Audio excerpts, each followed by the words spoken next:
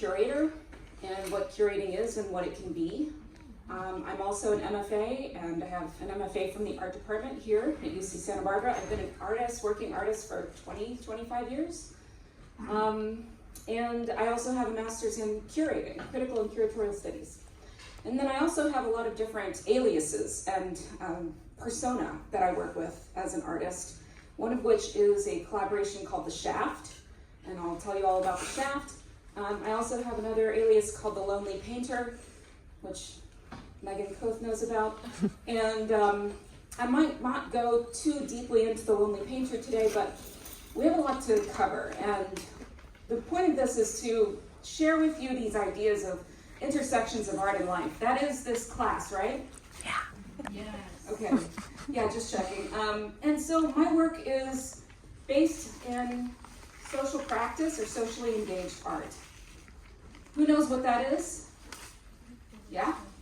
Any practitioners? Any socially engaged artists? Well, maybe after this talk you might consider it and part of your repertoire. This is a quote from the artist Pablo Helguera, who wrote a manual, or educational manual, for socially engaged art. He says, socially engaged art is specifically at odds with the capitalist market infrastructure of the art world, does not fit well in traditional collecting practices of contemporary art, and the prevailing cult of the individual artist is problematic for those whose goal is to work with others, generally in collaborative projects and democratic ideals. Many artists look for ways to renounce not only object making, but authorship altogether. So what does that mean? It means basically not necessarily announcing yourself as an artist in order to be creative, or maybe being subversive and hiding out in roles. Not saying that you're an artist, but actually functioning as a catalyst for social change. These are ways that you can be an artist, but I've been working as a curator who is an artist. And I take curating very seriously. It comes from the Latin root care. So to curate means to care for. And you have all kinds of different ways to care for. Curators are exhibition organizers. They can be politicians because of the different kinds of people they have to deal with. If they're curators for a museum, for example, might be a collecting institution, so the curator might have collections of objects to care for. And then they can be curators who are independent, who curate outside of traditional gallery spaces. They can be public art curators, for example. And they can work with all kinds of artists. So curators are associated with these museum and gallery spaces, but my practice as an artist who curates is to kind of upend these ways of curating that maybe are conventional, that are more predicated on the past of connoisseurship and fetishizing art objects. But what I'm interested in is to create a kind of socially engaged artistic practice through curating. And so, let's see, curators can curate performance artworks that do not involve objects, but experiences with a plurality of publics. So that's just a foundation and introduction to you. I promise that I'll show slides and show you artwork, not just text. And so my practice is very much based on a site-specific kind of intervention wherever I'm working. And that could be a gallery space, or it could be a museum space, or even a city space, or domestic space, embodied space, virtual space. It's really important to me to take into consideration where it is the artwork is supposed to be, and who I am in making that work, and how I'm involved in a conversation with the place. So my work is really place-based. When I first became a curator, I was working at the Contemporary Art Center in Cincinnati, Ohio. And I was able to work on an exhibition with an artist from Cincinnati who later became a famous artist and is now based in San Francisco. And his name's Tom Marioni, and he's a conceptual artist, West Coast artist. And I was able to organize his, 40-year retrospective exhibition in this space. And one of the things that Tom Marioni became famous for was one of the first people to do socially engaged art or relational art in the 70s. He opened up his own art studio, his own studio space, and then he turned it into a beer bar. And he had free beer Wednesdays in his studio. So every Wednesday, he would invite his friends who were other artists, and they would come. Basically, he was trying to create a cafe society, or kind of, cultural experience and social practice before it was known as such. And he became famous for that. And then, 30 years on, he was being invited to museums to show his free beer Wednesdays in museum spaces. And so this was the first big exhibition I got to work on, in which I was hired to curate free beer Wednesdays. And I had to pick local celebrity curators and bartenders to come and bartend this thing. So we ended up reaching out to the local roller derby team and the zoo curator of Cincinnati Zoo, and they would all come in and they would tend bar, and then all of their friends would come and visit, and we would all just get to know each other throughout the course of this exhibition. And yeah, the idea is, for Tom, drinking beer with friends is the highest form of art. And it's a little bit tongue-in-cheek. It's not necessarily true, but he's interested in the way, this notion of being a Catholic, Jesus turning water into wine. It's like he wants to turn urine into beer, or something along those lines. I don't know if that makes sense, but trying to elevate something that is, kind of a lowbrow thing, drinking beer with friends, not something that we consider to be high art. He's trying to turn that into high art. And it made a real impression on me that I could get paid to drink free beer as a curator, and I was like, well, we have to, continue this on. So the next show I conceptualized myself was this exhibition. It's called American Idol, Contemporary Art and Karaoke. And I envisioned this exhibition as a kind of pop zen gallery space in which we had a neon light sign that would flicker, American Idol. It kind of looked like a bar when you walked into the space. And it was also bathed in blue spotlight. And all the wall labels that gave you information about each artwork on display were made to look like karaoke lyrics. But the reason I was interested in this idea of karaoke was because there were lots of artists who were making art about karaoke at the time. Famous artists, and then lesser known artists. And it was a great opportunity for me to get paid to sing on the job as a curator, and wanted to follow that with free beer. And I wanted a way to have different kinds of audiences and come to the museum. So we brought all kinds of different audiences in through staging these karaoke boxes and different karaoke setups throughout the entire exhibition. The point was, in a way, to think about the rise of reenactment, the rise of amateur performance, and this was in 2008, so it was like American Idol was a kind of relatively new TV show. And people came in. This is a work by Christian Jankowski, in which he places himself into karaoke videos, and then the visitors to the museum can come in and sing along to the songs in which he appears. So the exhibition was a take on how to get couch potatoes out of their lazy boys at home into the museum space to sing and to participate in a socially engaged art exhibition. And that's what happened. Okay, I'm pushing another computer forward, which is not my own. Never mind.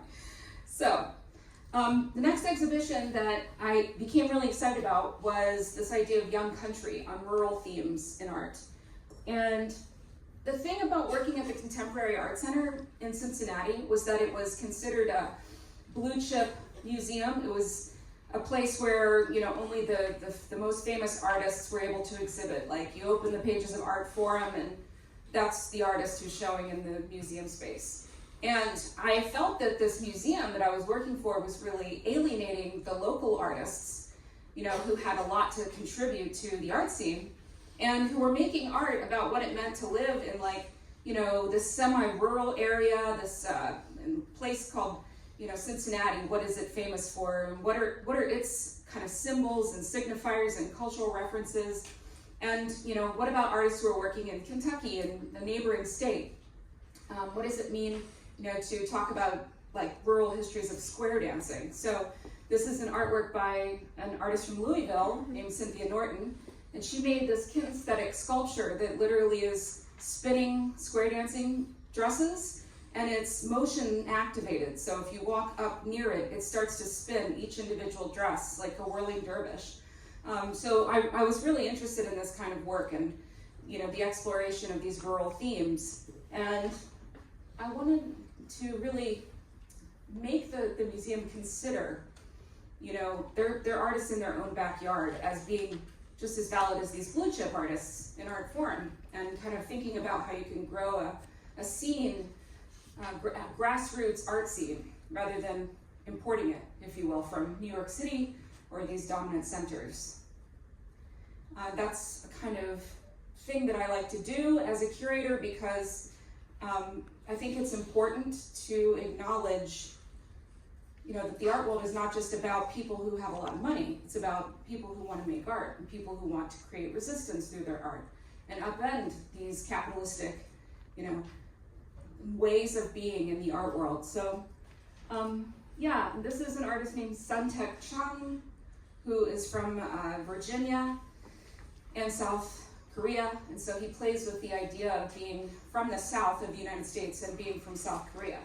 And so he makes artwork that kind of creates these hybrid, you know, cultural references to the South Korean flag, and then this sort of Confederate past, you know, that he's criticizing, that he's critiquing and upending. And he does his own performance art as well, so that's him in the photograph. So playing on the stereotypes, and then creating something new out of them. And this exhibition ended up touring to Louisville, Kentucky, and Philadelphia, and Pennsylvania, Wilmington, Delaware, and Salisbury, Maryland.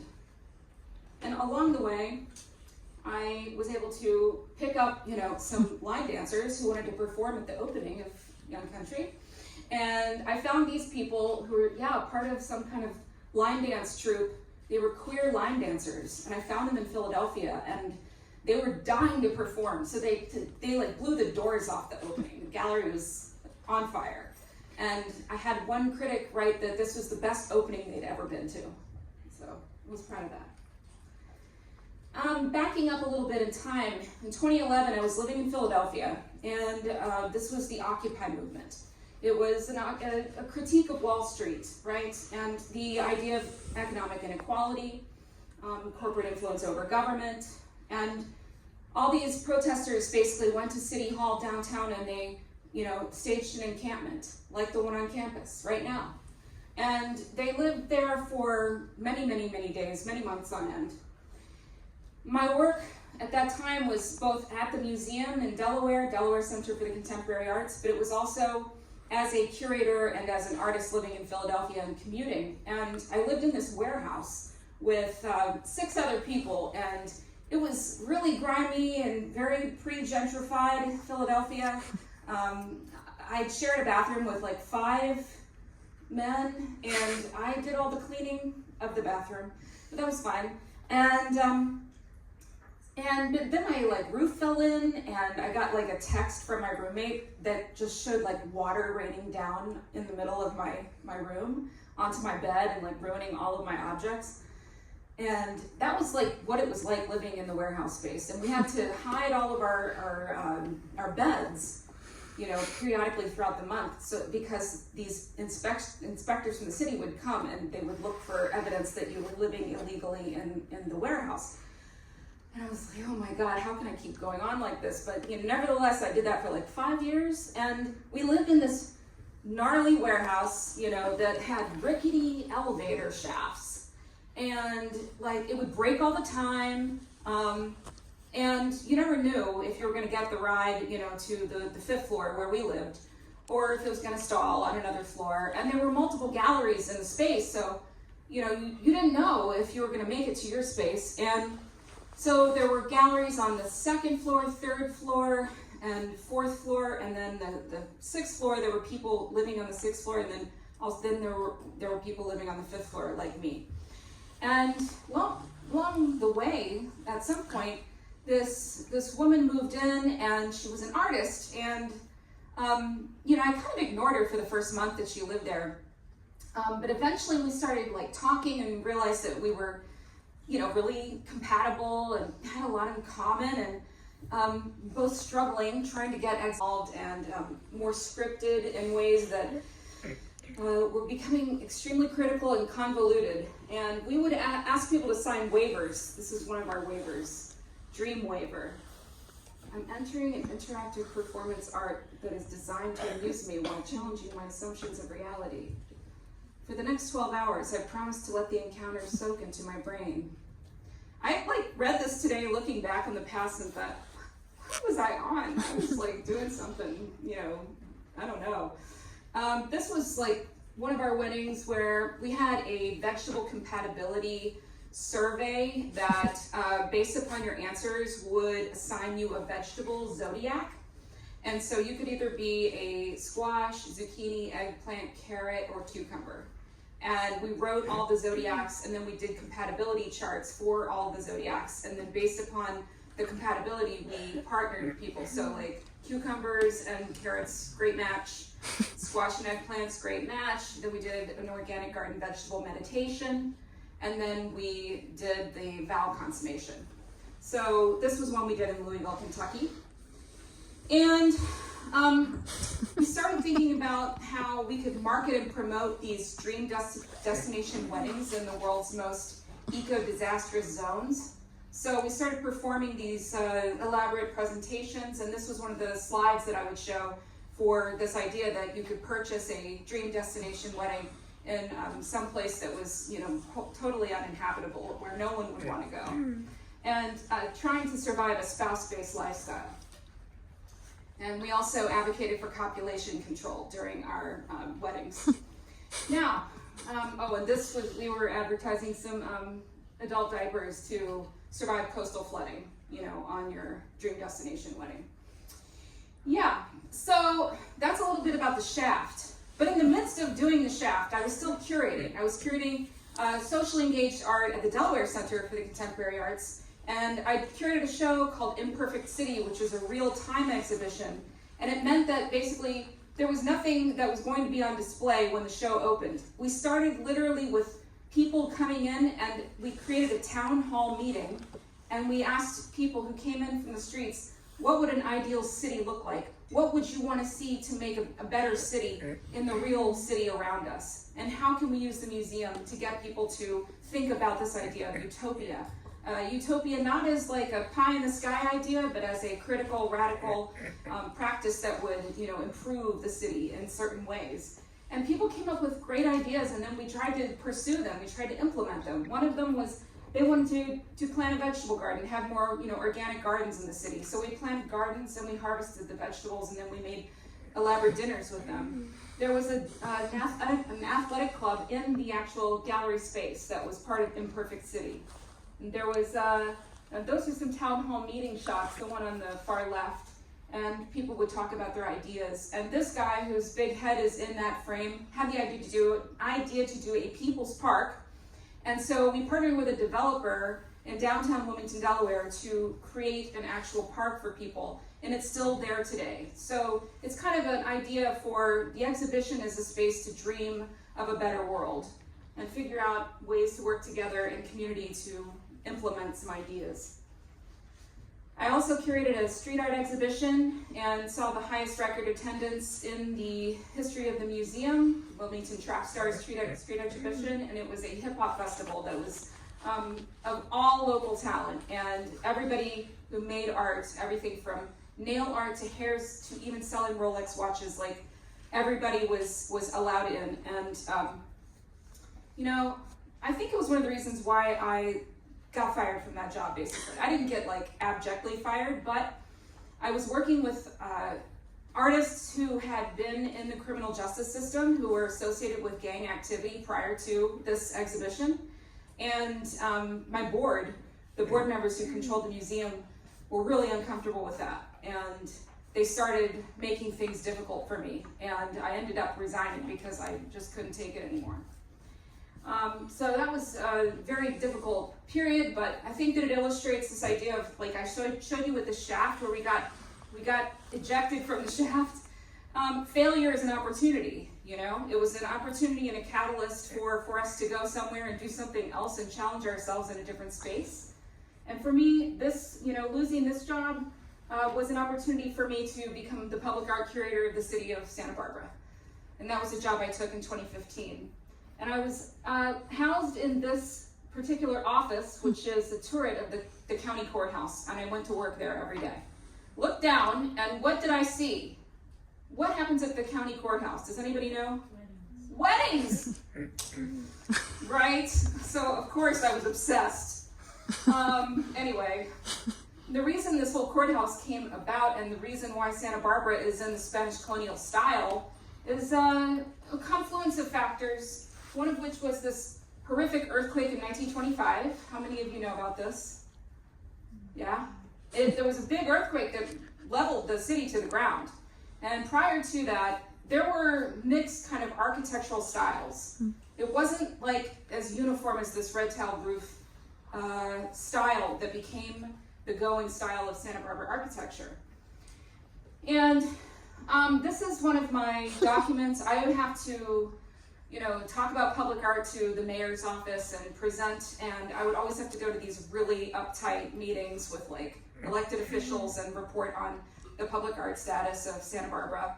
And I came to Santa Barbara to do something wild, really fun and interesting and challenge Santa Barbara. And so these meetings were really boring, and I was kind of like, oh my God, where am I? And I realized I'm in the David Gephardt meeting room. That's what it says on the paper. And I was like, who is this David Gephardt? And I realized that there he is. He is one of the guys who was the codifier of the Spanish colonial architectural guidelines and historic preservation guidelines in Santa Barbara. And he worked here and was the first director of the Art Design and Architecture Museum, and the art history department in the museum hold his archives. And so lo and behold, there he is. He was an esteemed professor. And this woman is Pearl Chase, and Pearl Chase was part of the early gentrifiers of Santa Barbara in the 1920s after the earthquake, where she and other white Anglo-Saxon Protestants seized the apparatus, the political machine, to transform the city into this resort town, which it became. And they codified it through laws and policies that explicitly state the exact building guidelines and codes that you have to have, which is why we have what we have today. And these are the exact documents from David Gephardt's archive. You can go and, if you have nothing better to do, check these out. But it says, expanded list of details and points of consideration for buildings and landscaping. I started making my own word for Santa Barbara. I call the city San Lo Siento. It's city of apologies. But that's just a side note. But one, the B, it says, in order for the above to be realized, urban form, architecture, and landscape architecture should be created, which will convey a sense of unity of the old with the new, and at the same time, encouragement should be given to creative interpretations of Santa Barbara's Hispanic architectural tradition. And look at the metal supports with spear points are encouraged, and horizontally segmented curved awnings and domed awnings are to be avoided. And it's not just buildings, it's flowers, it's shrubs. I mean, they have every single type of plant you're allowed to plant, the stucco that you have to use. It's all spelled out in these historic preservationist guidelines. And this is the county courthouse in the mural room, where people, get married all the time, and they get married in this room full of illustrations of 4 colonial periods of Santa Barbara's history.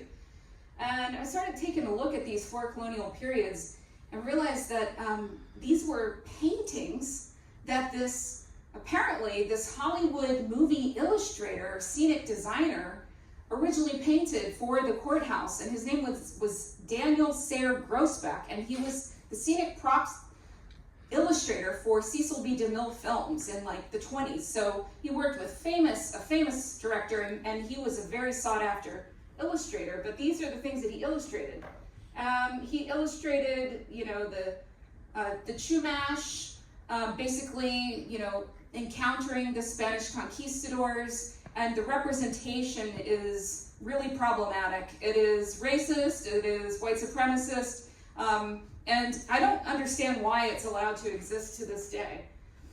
These are some of the illustrations, the friars who are basically, ordering the indigenous to do work, and everything's illustrated like it was just like this Walt Disney fantasy that everybody was happy, there was no genocide, there was, and I just thought, why would anybody want to get married in this room? Like, what past are they marrying themselves to? And, does it mean that they romanticize this past that still celebrates this representation of indigeneity? And, the Mexican period is but a footnote, and it's just this very problematic room. So I had to look at that room and look at all these weddings, and meanwhile I was curating public art for Santa Barbara, and this was the first, what we call an aesthetic nuisance. It was a bench, and the long story short is that the city decided that because there were so many unhoused people using this bench on State Street, that they were just going to remove it. The only problem is that it's a work of art, and they didn't tell the art department, my county arts commission where I worked, that they were going to do it, and they did it right before the International Film Festival because they didn't want the unhoused to be, panhandling during that time when so many celebrities were coming through. And I wrote this angry letter to the mayor's office explaining how ripping this artwork out, was against the wishes of not only concern that rather than take, care of the populations of the unhoused and deal with the structural inequality that caused their lack of affordable housing and their homelessness in the first place, they just took it out on the art. They took it out on the artist. So I guess that was the end of my tenure at the Santa Barbara County Arts Commission.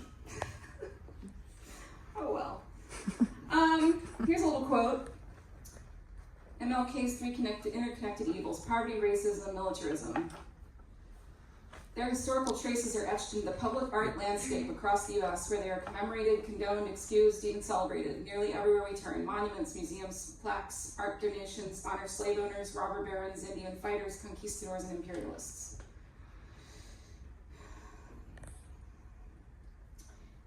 Living in Santa Barbara, you start to look at what is actually going on as far as the colonial history and the monuments and the memorials that the city chooses to keep around. But then occasionally we'll see some agonism, we'll see some protest against that.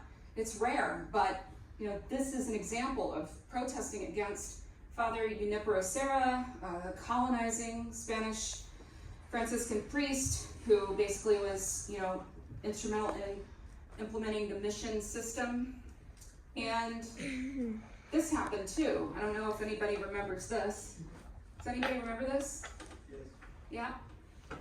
Yeah? Vandals splatter Old Mission Santa Barbara with red paint, misspell genocide message. I think they could have done a better headline, that didn't kind of condescend to the protesters, because this is quite a gesture, in my opinion. This is, to me, augmented public art. It's unsanctioned. And, okay.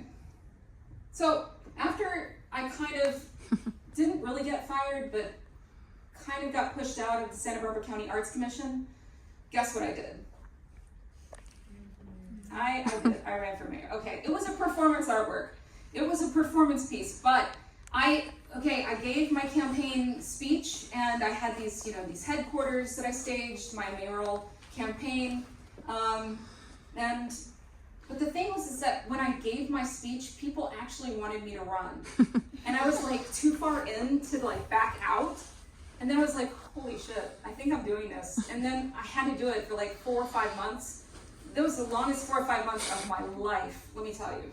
So I'll give you a snippet of my campaign speech. We must make Santa Barbara a place where it's not impossible to afford decent housing while you work in the arts, film, theater, agriculture, and the service industry.